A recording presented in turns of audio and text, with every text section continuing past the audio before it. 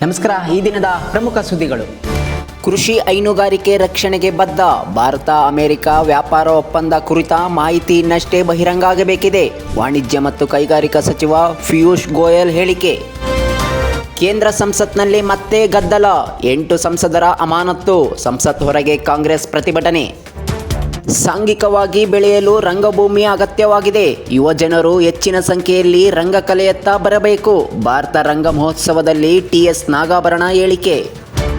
ಬೆಂಗಳೂರು ಕರಗ ಉತ್ಸವ ಅನುದಾನ ಬಿಡುಗಡೆ ಬೇಡಿಕೆ. 10 ಲಕ್ಷ ಅನುದಾನ ಬಿಡುಗಡೆಯಲ್ಲಿ 2 ಲಕ್ಷ ಕಮಿಷನ್ ಆರೋಪ. ವಾಟ್ಸಾಪ್ಗೆ ಸುಪ್ರೀಂ ತರಾಟೆ. ದತ್ತಾಂಶ ಹಂಚಿಕೊಳ್ಳುವಿಕೆಯ ಹೆಸರಿನಲ್ಲಿ ಭಾರತದ ಜನರ ಖಾಸಗಿತನ ಹಕ್ಕಿನೊಂದಿಗೆ ಆಟ. ಮೆಗಾ ಪ್ಲಾಟ್ಫಾರಂಗೆ ಸುಪ್ರೀಂ ಕೋರ್ಟ್ ತರಾಟೆ.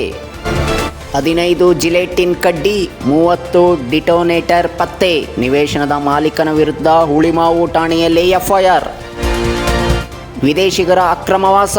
ಸರ್ಕಾರದಲ್ಲಿ ಲೋಪ ಕಂಡುಬಂದಿದೆ. ನ್ಯಾಯಮೂರ್ತಿ ಎಂ ನಾಗಪ್ರಸನ್ನ ಹೇಳಿಕೆ. ದ್ವೇಷ ಭಾಷಣ ತಡೆಯನ್ನು ಕಾಯ್ದಿರಿಸಿದ ರಾಜ್ಯಪಾಲ.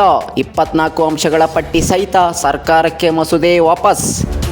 ಐಸಿಸಿ T20 ವಿಶ್ವಕಪ್. ಪಾಕ್ ವಿರುದ್ಧ ಕೋರ್ಟ್ಗೆ ಪ್ರಸಾರಕರು. 15ರಂದು ಭಾರತ ತಂಡದ ವಿರುದ್ಧ ಪಂದ್ಯ ಬಹಿಷ್ಕಾರ ಪ್ರಸರಣ.